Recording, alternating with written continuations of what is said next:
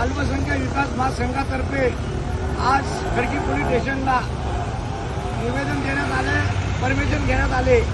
मंगळवारी 7 तारीख दुपारी 12 वाजता खडकी कॅन्टोन्मेंटवर धडक मोर्चा पथारी व हातगाडी संघटनेचा आज 3-4 दिवस झाले खडकी कॅन्टोन्मेंट बोर्डातर्फे हातगाड्या पथाऱ्याला त्रास आहे। एवढं त्रास देत आहे की लायसन असताना हातगाडी 2 असताना जबरदस्तीचा हातगाड्यावाल्यांना त्रास चालू आहे।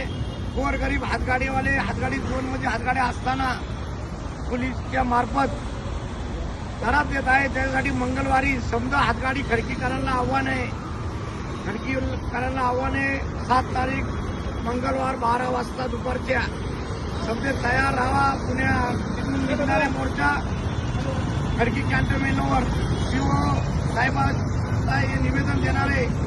तर पायी मोर्चा आहे, समजांनी आपले उपस्थित दाखवा। हातगाडी आणि पथारी संघटनेवाल्यांनी लोकांवरही अन्याय व्हायला लागला आहे।